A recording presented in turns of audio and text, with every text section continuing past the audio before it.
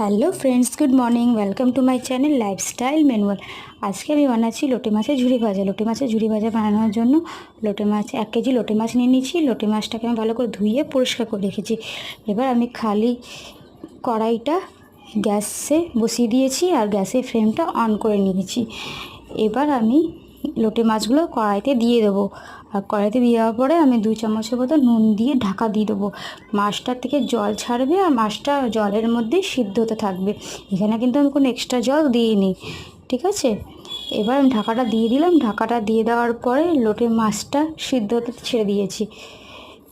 ঢাকাটা খুলে দেওয়ার পরে দেখুন লোটে মাছটা অনেকটা সিদ্ধ হয়ে এসেছে।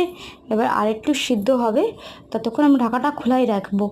ঢাকাটা খোলা রাখার জন্য রেখে দিয়েছি। এবার কি লাগছে তার জন্য নিচ্ছি আমরা 8টা মতন পেঁয়াজ, 2টো বড় রসুন, 2 থেকে 3 ইঞ্চ আদা আর 20 থেকে 22টা কাঁচা লঙ্কা। ভালো করে এগুলো সব একসাথে কুড়িয়ে নেব। কুড়িয়ে নেওয়ার পরে দেখুন মাছগুলো আমাদের সিদ্ধ হয়ে এসেছে। এবার আমরা মাছগুলোকে নামিয়ে নেব। নামানোর পর মাছগুলোর মাঝখানে যে সিদ্ধের কাঁটাটা আছে সেটা ছাড়িয়ে নেব ভালো করে। এবার কড়াইতে বেশ কিছুটা তেল নিয়ে নিচ্ছি। তেল নেওয়ার পরে আমি আগের থেকে আদা, রসুন, কাঁচা লঙ্কা কুচিটা তেলে ভাজা করে রেখেছি। আর এবার পেঁয়াজ কুচিটা দিয়ে দেবো। পেঁয়াজ কুচিটা দিয়ে দেওয়ার পরে এবার আমি সব মশলাগুলো এবার ভাজা করব। এবার এক এক করে আমি সব গুঁড়ো মশলা দিয়ে দিচ্ছি। 1 চামচের মতন হলুদ গুঁড়ো, 1 চামচ মতন লঙ্কা গুঁড়ো। ঝালটা এবার আপনারা হিসাব করে দেবেন, যার যিনি ঝাল পছন্দ সেই হিসাবে দেবেন। আধা চামচের মতন জিরা গুঁড়ো। এবার সব মশলাগুলো একসাথে কষিয়ে নেব যতক্ষণ তেল ছাড়ছে না।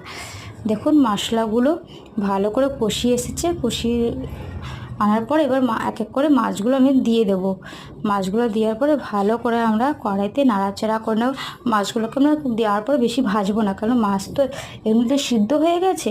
তার জন্য যদি মাছকে বেশি ভাজি তো কিছুই পাবো না আমরা। ওই জন্য মাছটাকে আমরা হালকা করে নাড়াচাড়া করে নিয়ে এবার মশলার সাথে আমাদের রেডি হয়ে গেছে লোটে মাছের ঝুরি ভাজা।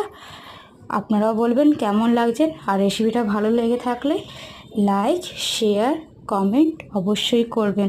আর হ্যাঁ, সাবস্ক্রাইব করতে একদম ভুলবেন না। আর আপনাদের আরেকটা কথা, আমার ইউটিউব চ্যানেলে আমার ফেসবুক পেজে লিঙ্ক দেওয়া আছে। প্লিজ লাইক আর ফলো অবশ্যই করবেন। আজকের মতন আসছি, আবার দেখা হবে নতুন ব্লগের সাথে। Bye, tata.